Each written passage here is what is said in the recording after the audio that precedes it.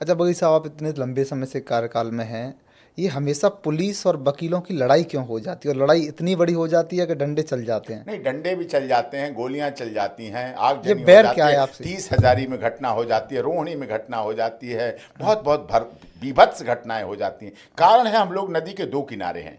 नदी पुलिस के और दो वकील। किनारे वो मिलते नहीं हैं, कभी एक साथ नहीं मिलते, चाहे सूख जाए नदी लेकिन मिलते नहीं कभी। उधर पुलिस झूठे केस लगाती है, मानव ह्यूमन राइट्स का। सब पुलिस वाले नहीं, ऐसा नहीं कि सारे पुलिस वाले करते हो, बहुत अच्छे पुलिस वाले भी, बहुत अच्छे अधिकारी भी है, बहुत in the interest of justice. लेकिन कुछ पुलिस वाले ऐसे हैं जो झूठे लगाएंगे तो झूठे केस लगाएंगे, और नहीं एफआईआर करेंगे तो सच्चे केस में भी एफआईआर नहीं दर्ज करें। लड़का मर गया, बेटा मर गया, माँ धक्के खा रही है, दुखी हो रही है, कोर्ट आ रही, डीसीपी के पास जा रही है, एसीपी के पास जा रही है, सच्चों के पास जा रही, मीडिया के पास जा रही, गृह मंत्री के पास जा रही, प्रधानमंत्री को भेज रही, योगी जी को भेज रही, ऑनलाइन भेज रही, हरियाणा सरकार को, सबको भेज रही है वो।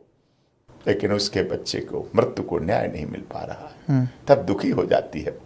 फिर दुखी होता है, वो आती वकील के पास, फिर उस वकील में दुखी महिला शामिल होती है, वो बाप शामिल होता है जो जिंदा लाश बन चुका होता है अपने बेटे की मौत के बाद, वो बड़ा भाई जो अपने छोटे भाई की मृत्यु के बाद जिंदा लाश बन चुका था, वो उसके लिए संघर्ष करता है। इसलिए नदी के दो किनारे हैं, और जब कभी मिलते भी हैं, सच्चे अधिकारी हैं, सच्चे पुलिस वाले हैं, वो इन्वेस्टिगेशन करते हैं तो मिलते भी, ऐसा भी नहीं। अच्छा, क्या पुलिस किसी को गाली दे सकती है? नहीं, गाली तो कोई किसी को नहीं दे सकता। पुलिस क्या हो, किसी भी पुलिस क्या, न्यायाधीश क्या, वकील क्या, पत्रकार क्या, क्रिमिनल क्या, आम आदमी क्या, अगर गाली देगा तो उसका भुगतान करना पड़ेगा, उसे भुगतना पड़ेगा, दंड मिलेगा। एफआईआर नहीं हुई है, कोई केस नहीं हुआ है, क्या पुलिस किसी में थप्पड़ मार सकती है?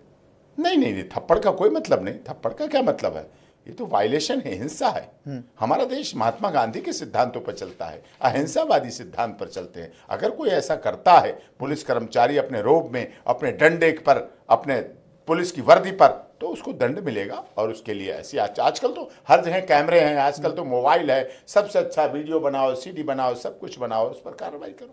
अच्छा, क्या आप वकील हैं, आपके पास केस आते हैं, क्या पुलिस सच्चे अपराधी को बचा लेती है कभी कभी? कई बार पुलिस धनबल, जनबल और बाहुबल के आगे झुक जाती है। कई बार ऐसा होता है, कई बार ऐसा नहीं होता। ये पर्सन टू पर्सन, अधिकारी टू अधिकारी, ऑफिसर टू ऑफिसर डिपेंड कर। कुछ अधिकारी आज भी जाबाज हैं, दबंग है, बुलंद है, उन पर कोई फर्क नहीं पड़ता मेंबर ऑफ पार्लियामेंट फोन कर रहा है, उन पर कोई फर्क नहीं पड़ता कोई पत्रकार फोन कर रहा है, उन पर कोई फर्क नहीं पड़ता कोई वकील फोन कर रहा है, उन पर कोई फर्क नहीं पड़ता कोई बहुत बड़ा ओहदे वाला फोन कर रहा है। वो कहते हैं कानून कार्रवाई करेगा, मैं सब इंस्पेक्टर बेशक हूं लेकिन कानूनी कार्रवाई। इसीलिए ऑनरेबल सुप्रीम कोर्ट भी कहती है, ऑनरेबल हाई कोर्ट भी, दो लोग देश में बड़े ताकतवर है, एक तो लेखपाल जिसे पटवारी कहते हैं, लेखपाल ताकतवर है दुनिया का रेवेन्यू के मामले में, वो, और एक दरोगा जी।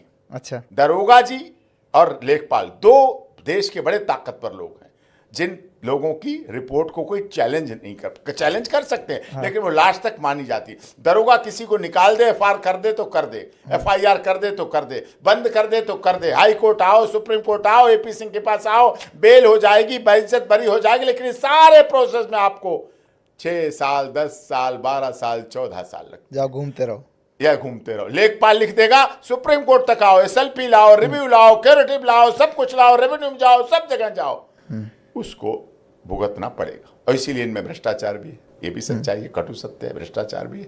यानी पुलिस में भ्रष्टाचार है? पुलिस में भी आज भी है, रहेगा, क्योंकि अच्छा। लोग अपने काम कराने के लिए पैसे देते हैं। ईमानदार अधिकारी को भी दिए बिना मानते नहीं है, बहुत मुश्किल से मानता, नहीं लेता तो अलग बात है, मैं उसको सैल्यूट करता हूं जो आज की डेट में नहीं लेता है, ना भ्रष्टाचार करे तो अच्छी बात है। अगर कोई ट्रैफिक पुलिस वाला गाड़ी की या बाइक की चाबी निकालता है, क्या करना चाहिए, और निकाल सकता है या नहीं निकाल सकता? नहीं निकाल सकता है।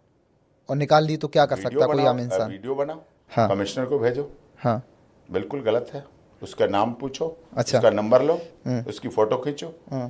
मान लीजिए कि मैंने कोई अपराध कर दिया, तो मुझे किसके पास पहले जाना चाहिए, वकील के पास या पुलिस के पास? नहीं, पहले तो सबसे पहले जो 100 कॉल है, 101 112 है, अलग अलग हैं इस तरह से, जो पुलिस की कंट्रोल रूम की कॉल है, उसको सबसे पहले कीजिए आप।